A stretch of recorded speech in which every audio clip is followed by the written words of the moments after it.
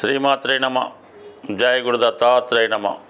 ఈ వీడియోలో మనం కర్కాటక రాశి వారికి ఫిబ్రవరి 23 నుంచి మార్చి 1వ తారీఖు మధ్యలో జరగబోయే వార ఫలాలు పరిశీలించే ప్రయత్నంలో ఈ వార ప్రారంభంలో కర్కాటక రాశి వారు కొద్దిగా జాగ్రత్తగానే వ్యవహరించవలసి ఉంటుంది.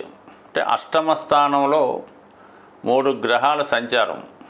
ముఖ్యంగా ఏంటంటే శని ఆల్రెడీ చాలా కాలంగా అక్కడ సంచరించడం, దాంతో రవి ధనాధిపతి అయినటువంటి రవి అష్టమ స్థానంలోకి రావడం వల్ల చాలా వరకు ఏమవుతుందంటే ప్రభుత్వం వలన ఒక విధమైనటువంటి అవమానం కానీ ఇబ్బంది కానీ రావచ్చు. అంటే మీరు ఏదైనా ఒక పని గురించి ప్రయత్నం చేస్తుంటే అది రిజెక్ట్ చేయడమే కాకుండా దానికి మీకు తగిన అర్హత లేదని కూడా చెప్పే అవకాశం ఉంటుంది. అలాగే మీ సొంత కుటుంబ సభ్యులే మిమ్మల్ని విమర్శించే ప్రయత్నం కూడా చేయడం జరుగుతూ ఉంటుంది. దాని తర్వాత ఏంటంటే బుధుడు తృతీయ వ్యయాధిపతిగా బుధుడు కూడా అష్టమ స్థాన సంచారం వల్ల ఏంటంటే చాలా వరకు కొత్త విషయాలు తెలుసుకునే ప్రయత్నం చేస్తూ ఉంటారు. పరిశోధనా రంగంలో ఉన్న వాళ్ళకి ఇంకా కొత్త విషయాలు తెలుసుకునే ఆలోచన కలుగుతూ ఉంటుంది. అయితే వ్యాపార పరంగా మీరు అనుకోకుండా ఒకేసారి మీ యొక్క లెక్కలు, మీ యొక్క బ్యాలెన్స్ షీటు పరిశీలించడం వల్ల చాలా డెఫిసిట్లో ఉన్నట్టు గమనించే అవకాశం ఉంటుంది. లేదంటే కొన్ని ఆర్థిక విషయాల్లో కొన్ని పొరపాట్లు జరిగే అవకాశం ఉంటుంది. అంటే సరైనటువంటి స్టేట్మెంట్లు కానీ లెక్కలు కానీ అకౌంట్స్ కరెక్ట్గా లేకపోవడం వల్ల కొన్ని ఇబ్బందులు కూడా తలెత్తే అవకాశం ఉంది. ఈ సమయంలో మీ యొక్క సంస్థలపైన ఏదైనా ఈడీఓ, ఇన్కమ్ ట్యాక్సో, జిఎస్టీ రైడ్ జరిగినప్పుడు ఇటువంటి కొన్ని లెక్కలు సరిగ్గా లేకపోవడం వలన ఇబ్బందులు ఎదుర్కోవడానికి కూడా అవకాశం ఉంటుంది. కాబట్టి ముఖ్యంగా మనం కర్కాటక రాశి వారు ప్రభుత్వానికి చెల్లించవలసినటువంటి పన్నులు, లావాదేవీలు, ట్యాక్సులు ఏవైనా ఉంటే అవి అర్జెంటుగా చెల్లించుకోవడం మంచిది. అలాగే మీ యొక్క ఖాతా పుస్తకాలు కూడా అప్ టు డేట్గా ఉండడం మంచిది. మీ యొక్క సంస్థలో ఉన్నవాళ్ళే మీ సంస్థలో ఉన్నటువంటి లోటుపాట్లు అధికారులకు తెలియజేసి మిమ్మల్ని ఇబ్బంది పెట్టే ప్రయత్నం చేస్తూ ఉంటారు.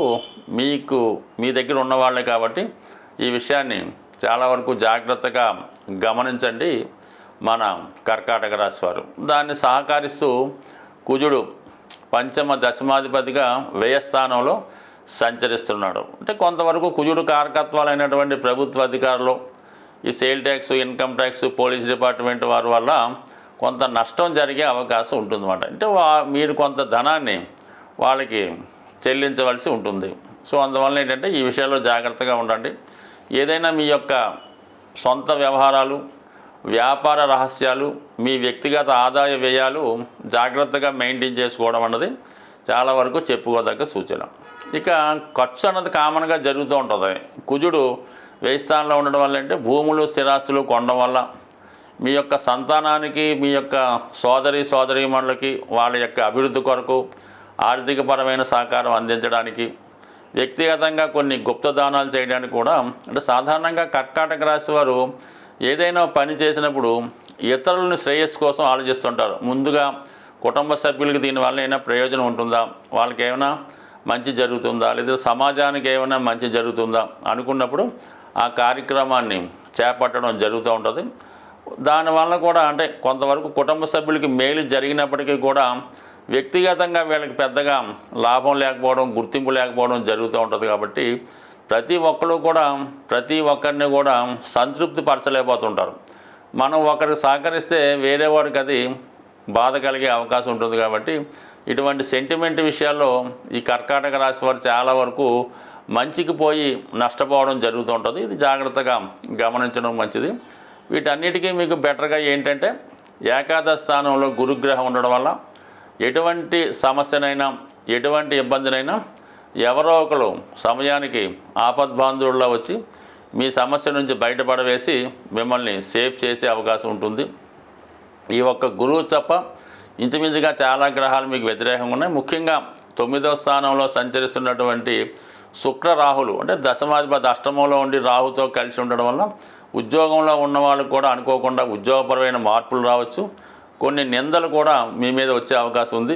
ఏదైనా జాగ్రత్తగా వ్యవహరించండి. సాధారణంగా మరి ఈ వారఫలాలు ఫాలో అవుతున్న వారికి గ్రహస్థితి నుంచి గ్రహాల యొక్క శుభ అశుభ ఫలితాల నుంచి మీకు అనుకూలంగా రావడానికి ఈ వారంలో వస్తుంది మహాశివరాత్రి. మరి ఆ రోజు విధి విధానంగా ప్రతి ఒక్కరూ కూడా ఏదో పెద్ద పెద్ద క్షేత్రాల్లో ఉన్నటువంటి శివలింగాన్ని మాత్రమే దర్శించాలి అనుకోకుండా మీకు సమీపంలో ఎక్కడ ఏ రూపంలో ఉన్నా కేవలం శివాలయంలోనే కాకుండా మిగతా దేవాలయాల్లో ఉన్నటువంటి శివక్షేత్రాలు శివలింగాల్ని ఏదో ఒక విధంగా మీరు ఆ రోజులో ఎప్పుడో ఒకరు, అది మిడ్ నైట్ కానీ ఎర్లీ మార్నింగ్ కానీ మధ్యాహ్నం కానీ ఆ రోజు కంపల్సరీగా దర్శించుకోవడం మంచిది. మనకి అనుకూలంగా సావకాశంగా ఖాళీ ఉండి అందరూ పూజించుకోవడానికి అనుకూలంగా ఉంటే మీరు మారేడు దళాల్ని ఎన్నో కొన్ని ఖచ్చితంగా సేకరించి మన స్వామివారి మీద అభిషేకంగా వేయడం వల్ల చాలా గొప్ప ఫలితాన్ని రావడం జరుగుతూ ఉంటుంది. ఇది ముఖ్యంగా చేసుకోవడం మంచిది. ఇంకా అది అనుకూలంగా దొరకని వాళ్ళు ఏదో ఒక ముఖ్యంగా స్వచ్ఛమైనటువంటి నీటితో అభిషేకం చేసినా పర్వాలేదు.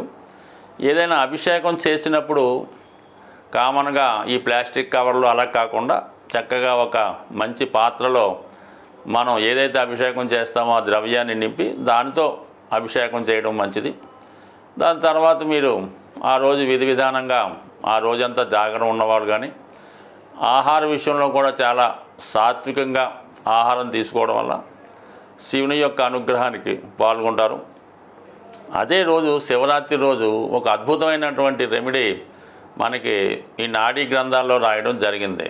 శివరాత్రి రోజు గోవుకి కూడా మీరు ఏదో విధంగా నమస్కరించి గోవుకి ఆహారంగా ఒక క్యారెట్ కానీ లేదంటే గోధుమలతో తయారు చేసినటువంటి స్వీటు హల్వా కానీ రవ్వ లడ్డు కానీ అంటే డైరెక్ట్గా నానబెట్టిన గోధుమలు కానీ ఆవుకి పెట్టడం వల్ల గోశాలలో ప్రశాంతంగా ఒక 5 నిమిషాలు 10 నిమిషాలు మరి ఈ శివనామ స్మరణ గోశాలలో చేయడం వల్ల అపూర్వమైనటువంటి ధనయోగం జాతకులకి లభించే అవకాశం ఉంది. బట్ ఏదైనా సంవత్సరంలో ఒకరోజు వచ్చే ఈ శివరాత్రి రోజు మీరు విధి విధానంగా చక్కగా నియమంగా పవిత్రంగా శివుని ఆరాధన చేయడం వల్ల శివనామ స్మరణ చేయడం వల్ల అవకాశం ఉంటే వృద్ధులకి పేదవారికి ఏదో విధంగా సహాయం చేయడం కానీ మరి ఏదైనా బాగా నడవలేని స్థితిలో ఇబ్బందుల్లో ఉన్న వాళ్ళకి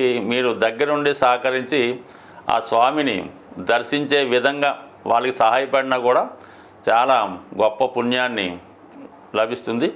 ముఖ్యంగా నవగ్రహాలన్నీ కూడా శివుని యొక్క ఆధీనంలో ఉంటుంది కాబట్టి నమ్మని వాళ్ళకి నో ప్రాబ్లం.